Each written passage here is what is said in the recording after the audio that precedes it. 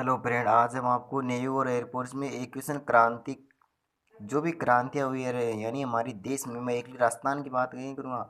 हमारी नेवी और एयरफोर्स हैं, इसमें जो भी हमारे देश में क्रांति हुई ज़्यादातर उससे क्वेश्चन पूछे जाते हैं। तो ये आपके टोटल 13 क्रांतियों के बारे में बताऊंगा और इनसे आपके एक क्वेश्चन श्योर पर आपके, यानी हमारा चैनल अभी ज़्यादा बहुत फेमस नहीं हुआ, लेकिन नेवी और एयरफोर्स के जीके के यानी लगभग सब्जेक्ट यहाँ पर आपको कवर होने को मिलेंगे। तो इन 12 में से ये टोटल 13 हैं, इनमें से आपको एक क्वेश्चन अगर आपके शिफ्ट में आएगा तो इन क्रांतियों के बाहर लगभग नहीं आएगा, ये मेरा चांस है।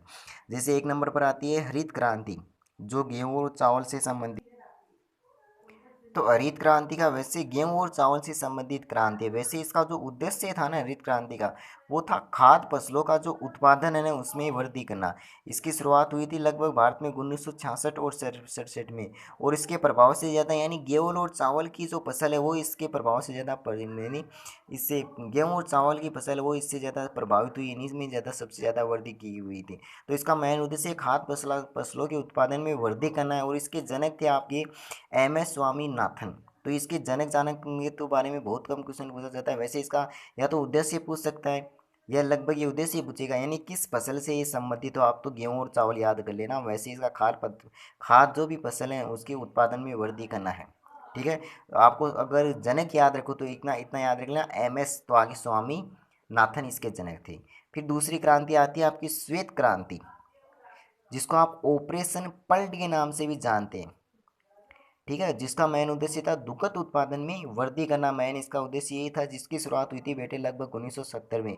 हरित क्रांति की हुई थी 1966 और 70 में, श्वेत क्रांति की 1970 में। आपसे सन कोई भी नहीं पूछेगा लगभग, मेरे हिसाब से आपसे नेवी और एयरफोर्स के अंतर्गत सन कोई नहीं पूछेगा। आपका उद्देश्य ये पूछेगा कि किससे संबंधित है।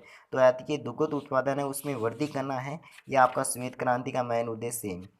फिर अगली आपकी आती है सुनहरी। तो सुनहरी कौन होती है? फल फूल ही सुनहरी होते हैं, तो ये आपकी ऑटोमेटिक याद रह जाएगी, सुनहरी फल फूलों से संबंधित। फिर रजत, तो रजत तो अंडा उत्पादन, ये तो बहुत बार क्वेश्चन पूछा गया, रजत है वो अंडा उत्पादन से संबंधित है। फिर नीली, तो नीली क्रांति वो हमेशा याद रखना मछली उत्पादन से संबंधित है। अगला आता है गुलाबी, तो गुलाबी झींगाई मछली होती है, तो झींगा मछली का कोई रंग तो होता है, तो गुलाबी हो गया। फिर बादामी, तो बादामी क्रांति, बादाम क्या होते हैं? वैसे मसाले के रूप में आप इसको काम भी ले सकते हैं। कोई कोई में डालते हैं ना सीरे सारे में, तो मसाले सीरे में वो डालेंगे तो सीरे में मसाले के रूप में तो काम करेगा वो। तो आपका ये हो जाएगा मसाला उत्पादन के संबंधी। फिर पीली, पीली कौन होती है? सरसों होती है, तो तिलहन के रूप में। फिर काली, तो पेट्रोलियम उत्पाद है।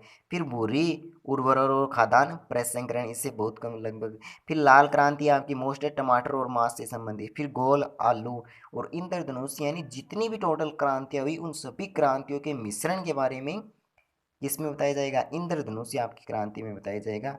अब अगर ये टॉपिक हम आपको पसंद आए तो ये आपकी टोटल 13 ही क्रांति है, इनको याद करना और हमारे चैनल को लाइक शेयर और सब्सक्राइब करना बिल्कुल भी मत भूलें।